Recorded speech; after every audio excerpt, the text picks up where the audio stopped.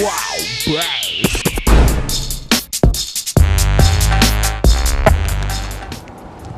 Yo, in the silencer, wow, bass. Representative on the underground unit, and you're locked into GSI TV still.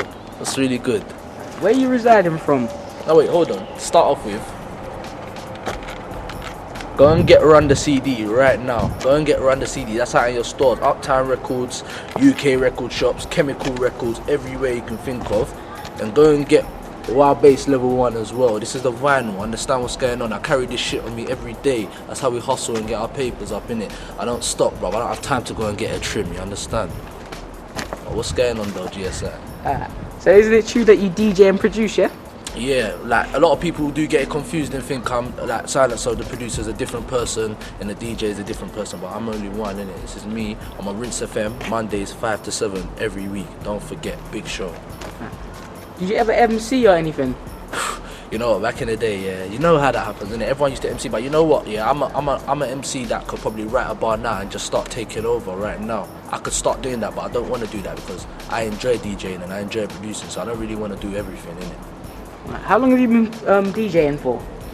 I've been DJing since I was about like 14 years old, like since about 14, 13 years old. I was just going in like practicing when I was about 13. I started getting the gist of it. I started realizing what was going on, and then when I got to like 14, 15, then that's when I started getting taught like by DJ Flips. So then to DJ Flips, he just started helping me out, and that's when I started learning how to mix properly. And then, you know. How long have you been producing for? Producing, I'll say like on a serious note, for about 2 years, because I didn't really care. I just made tunes, but I didn't really care, like, and then I just handed it to certain DJs, and then they just push out my music. So by the time like I started realizing, then I thought, you know what, I might as well start doing it properly, and then people will take me more serious, and then, you know, and then I'll just hear where I am now, innit? I'm in front of GSI as well, innit, you know? What would you say you're most known for, DJing or producing? Producing. I'm gonna be real to you, innit? You see, with DJing, yeah, I don't really get no bookings like that, but I DJ because I love DJing. If I get a booking, then that comes in as an additional thing.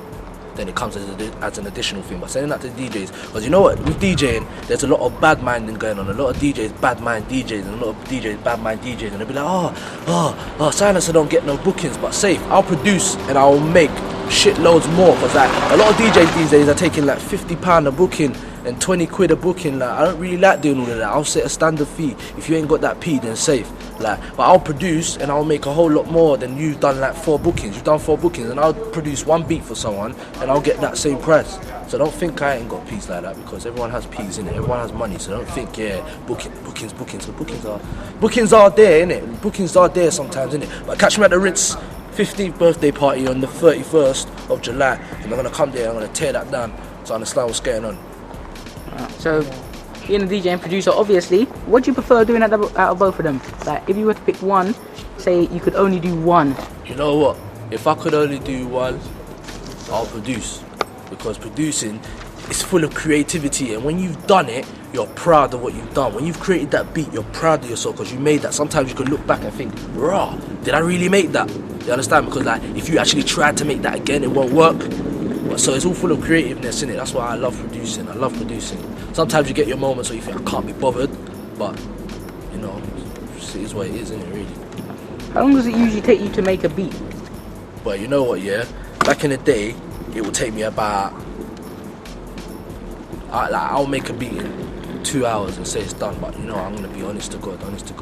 I'll go on Fruity Loops and it will take me about 5-6 hours to make a tune now, because more time, I used to make like World War 4, Treble, Final Lap. I'll make them in like 2 hours. But nowadays, yeah, I don't even feel I can make that sort of music due to the fact that there's no professionalism to it, and I'm trying to make my music sound more professional, like more like a bass chorus. Like I'll have a verse, chorus, verse, then we'll go into a chorus, then we'll bang it into a bridge, and then it brings it back into the chorus, then the outro. Like that's the sort of effort that I like to put in it. I like to see when there's a different formation, then it keeps you interested. You understand? If you're just gonna be making instrumental verse, chorus, or might even just do a verse 8-bar change ups, that's all long. I'm not really on all of that no more, you know what I mean? I'm more on like songs. That's why people ain't been hearing my music. Like after this CD here that I told you to go and get, you're gonna see a difference in my music. You ain't gonna be hearing what you're hearing on this. That's why I've done this CD for a reason.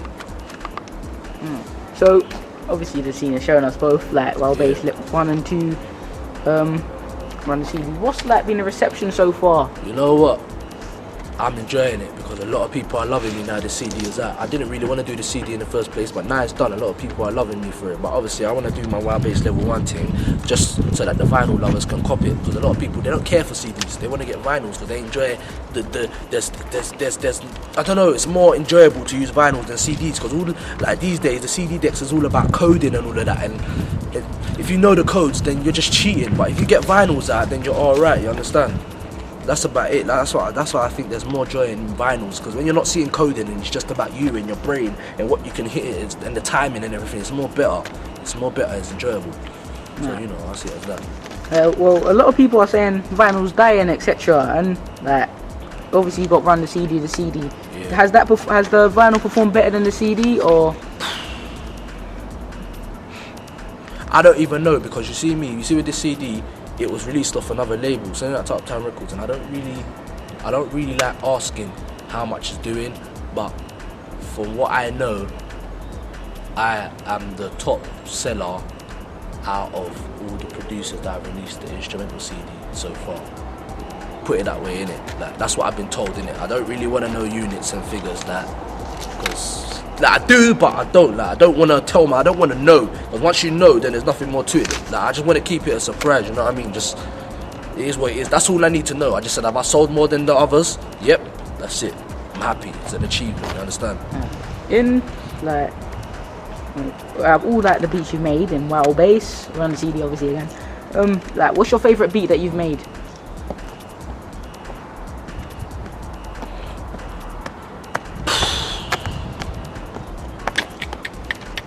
You know what? I'll say Dirtbag. Dirtbag sound. If we're talking about grime, then it's Dirtbag, because Dirtbag just sounds greasy. Like when I first made it, all of that way it goes. Like, I didn't even mean to do that, like, but it happened, didn't it? And I was like, hold on. I pressed stop on everything. I was like, hold on. Went outside, got a drink, and I come back and I was like, you know what? I'm gonna leave this tune till next week and I'll finish it off, because I know this tune's definitely a hit. And that's what's happened, innit? So, you know, I just thought Dirtbag is greasy. It's greasy. There are a lot of producers in the scene, like the big ones like Maniac, Blessed Beats, Nocturnal, A2, Wiley, Rapid. You know, there's a lot. Like, what do you think you offer that they don't offer? They don't make tunes like me. You know what? I think I was the first.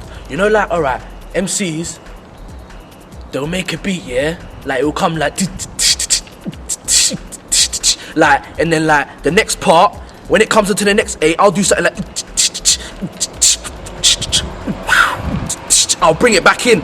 Guys are trying to do that and it's not cutting it, because I was the only one doing that, like taking it somewhere else and then bringing it back in. People weren't doing that until I started doing that, and then people want to start bringing their scratches involved and all of that shit there. Like, I started doing all of that, and then now I'm hearing a bag of stuff. Now people want to just bring their fucking fake Reebok scratching decks, because mine is the best. You can't say that you got a better deck scratcher than mine on tunes, but mine is doing it. I don't even care.